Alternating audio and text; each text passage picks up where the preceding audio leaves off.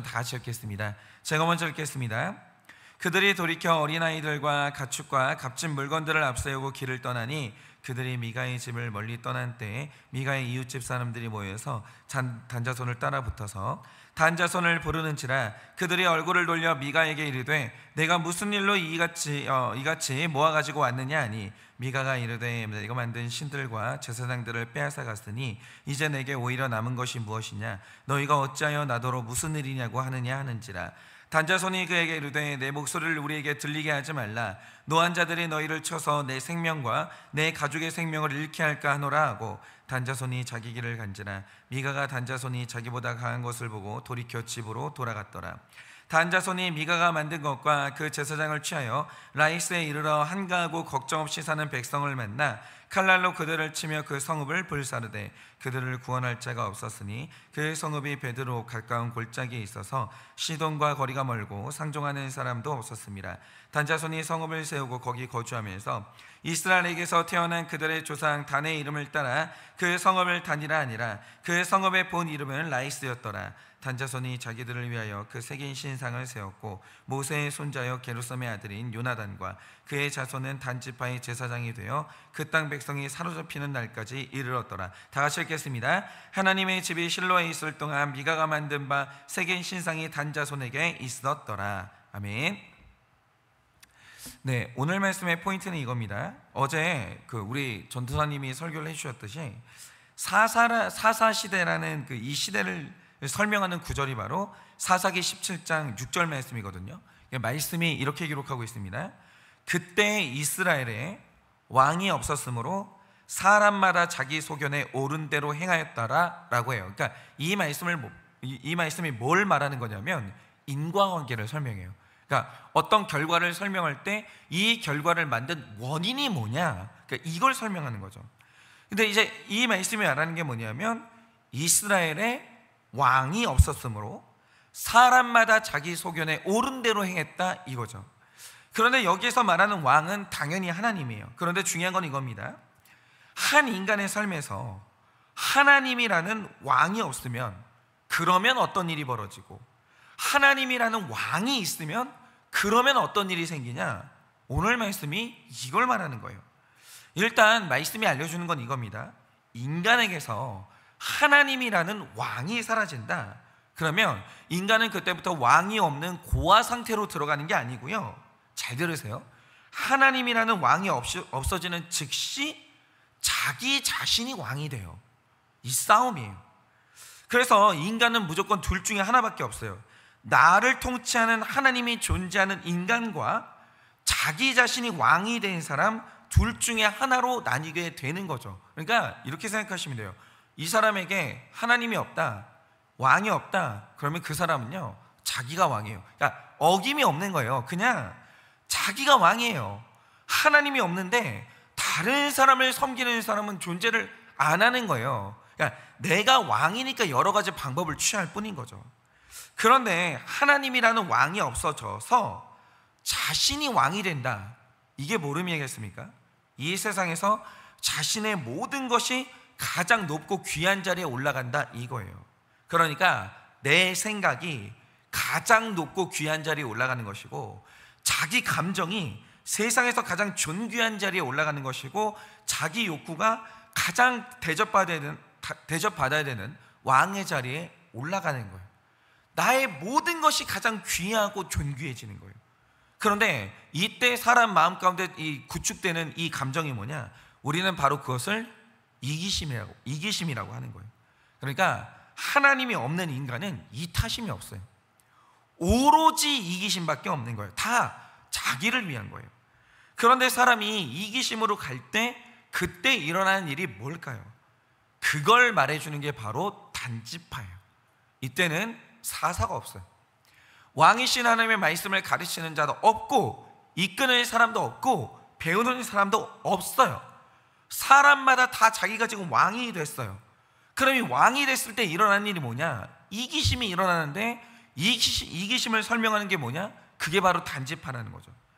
어제 전도사님이 말씀해 주셨듯이 원래 단지파가 분배받은 땅은 블레셋과 인접한 가나안 남쪽의 해안가였어요.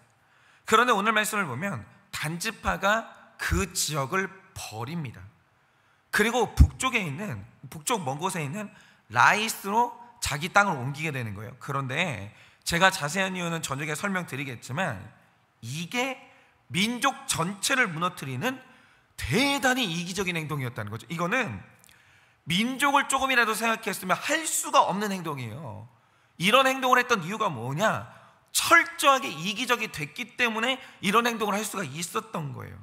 여러분이 잘 모르셔서 그렇지 지금 이 행동이요 민족의 운명을 바꿨어요. 이것 때문에 이스라엘이라는 민족의 민족 운명이 바뀌었다는 거예요. 대단히 파괴적인 행동이었어요. 그 증거가 뭐냐? 단지파가 분배받은 자기 땅을 버리고 이동하는 바람에 이스라엘은 국가가 없어지는 그날까지 블레셋에게 고통을 받아요. 그러니까 이 하나님이 여호수아를 통해서 각 지파를 그 위치에다가 땅을 분배를 했거든요. 이렇게 철저한 설계가 있었던 거예요. 그 민족이 그 부족이 그러니까 그 지파가 거기 있어야 되는 이유가 있었던 거예요. 근데 그걸 무너뜨려 버린 거예요. 그 설계를. 그래서 블레셋에게 국가가 없어지는 날까지 고통받아요. 그리고 더 중요한 게 뭐냐? 이스라엘이 이것 때문에 단지파가 자기 땅으로 옮기는 바람에 이스라엘이 남과 북으로 갈라져 버려요. 그러니까 이 모든 일이 생긴 이유가 뭐냐면 단지파에게 하나님이라는 왕이 없어지자 즉시 자기 자신이 왕이 되는데 그러자 철저하게 이기적으로 움직이게 된 거예요. 그러니까 이 모든 일이 일어난 거죠. 그러니까 사람은요 자기 자신을 사랑해야 되는 게 맞아요. 그런데 이 사랑은 뭐냐? 왕이신 하나님의 통치 아래서 올바르고 거룩하게 나를 사랑해야 돼요. 그런데 사람이 하나님이라는 왕을 벗어나는 순간 나를 사랑하긴 하는데 그때부터 어떻게 사랑하게 되냐면 자기를 그릇되게 사랑해야 돼요. 그런데 그릇된 자기 사랑의 두 가지 형태가 뭐냐? 그게 바로 게으름과 이기심이에요. 그런데 이 단지파에게 하나님이라는 왕이 없어지자 자신의 모든 것이 가장 높은 곳에 올라가는 내가 왕이 되면서 올바르게 자기를 사랑할 힘이 아예 없어지는 거예요. 그냥 그릇되게 자기를 사랑하는 거예요. 오직 내 안전만 제일 중요하고 자기 감정이 무엇보다 중요하고 자기 행복이 중요해요. 이게 어떻게 되냐면 내 자식보다 내 감정이 중요해요. 내 이웃보다 내 행동이 중요해요. 부모보다 내가 훨씬 중요해요. 다 그렇게 되는 거예요. 철저하게 이기적으로 행동하게 되는 거죠. 그런데 이제 중요한 사실은 이거예요. 자, 이제 단지파가 내가 왕이 되면서 철저하게 이기적으로 움직입니다. 그래서 결론이 뭐냐 이거예요. 역사는 이래서 중요한 거예요. 이기심의 결과는 뭐예요? 저는 구속사를 아는 게 이래서 중요하다고 생각하는데 나의 이기심 때문에 오늘 단지파가 이기심으로 행동했던 이 행동 때문에 이스라엘이라는 국가 전체가 멸망합니다. 그런데 중요한 건 뭐냐면 단지파가 어디 안에 있어요? 이스라엘이라는 나라 안에 있잖아요. 나라가 무너지니까 단지파는 결국 같이 망해요. 그런데 이거하고는 비교가 안 되게 훨씬 더 무서운 결론이 있는데 이거는 이게 저녁에 말씀을 드릴게요. 그러니까 이게 10배, 20배가 아니라 훨씬 더 무서워요. 그 결과가 이기심의 결론으로 그 무서운 결론이 자기 인생에 찾아오는 거예요. 그러니까 왕이신 하나님을 벗어나서 내가 내 인생의 왕이 됐을 때 마지막 결론이 뭐냐? 사람은 이기적이 될 수밖에 없는데 나를 그릇되게 사랑하는 그 이기심이 나를 멸망의 길로 이끄는 거예요. 그런데 이제 왕이신 하나님의 통치를 받아서 내가 원하지 않는 이타적인 삶, 내가 원하지 않았던 십자가의 삶, 그리고 나의 사명을 지키는 이 자리의 결론이 뭐냐? 그 통치하심이 나를 구원해요. 하나님이 나를 이기심에서 빼내십니다. 이타적인 자리로 옮겨놔요. 그리고 그 삶이 나를 구원해요.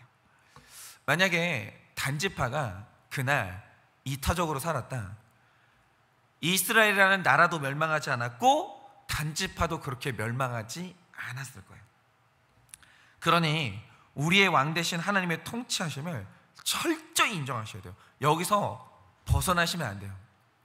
내가 내 인생의 왕이 되면 멸망하는 거예요. 하나님이 나를 통치하셔야 돼요. 하나님이 내가 원하지 않는 길로 나를 이끄셔야 돼요. 나는 이기적이 되고 싶은데 하나님이 나를 반드시 이타적으로 이끄셔야 돼요. 그게 나를 살리는 거예요. 온 마음으로 하나님의 통치하심을 받아들이세요. 그래서 그 통치 안에서 구원함을 얻는 여러분 되시기를 예수님의 이름으로 축원합니다. 이 시간에 제가 기도하고 축도함으로 예배를 마치겠습니다. 기도하겠습니다. 하나님, 하나님이라는 왕이 내 삶에서 사라질 때 나는 이제 왕이 없는 불쌍한 인생이 되는 것이 아니라 내가 왕이 됩니다. 그래서 우리는 나의 모든 것이 너무 소중해져서 철저하게 이기적으로 변하게 됩니다. 그런데 주님, 나 하나만 생각하는, 그 외에는 다른 걸 생각할 수가 없는 그 이기심의 결론이 무엇이겠습니까? 나도 죽고 남도 죽고 다 같이 멸망하는 것입니다. 그래서 하나님이 우리를 통치하시는 것입니다. 이기심에서 빠져나오라고, 너만 생각하는 그 생각에서 이제 빠져나와야 한다고. 네가 이타적으로 생각하고 공동체를 생각해야 너도 살고 공동체도 사는 것이라고 오늘도 우리에게 그렇게 말씀하여 주십니다. 주님, 오늘 우리의 상태는 어떻습니까? 하나님이 우리 인생의 왕이 되셔서 하나님이 우리를 이타적인 자리로 끌고 가실 때 우리는 순종하며 그 삶을 살고 있습니까? 아니면 이제 하나님의 통치하심을 거부하여 온전히 이기심에 사로잡혀 나만 생각하는 그 삶을 살고 있지는 않습니까? 하나님, 간절히 소원하오니 오늘 우리를 통치하여 주사 우리가 살지 못하는 그 삶을 살게 하여 주시고, 그 삶을 통해 우리 자신이 구원받는 놀라운 역사하심 속으로 들어가는 우리가 될 수 있도록 은혜를 허락하여 주시옵소서.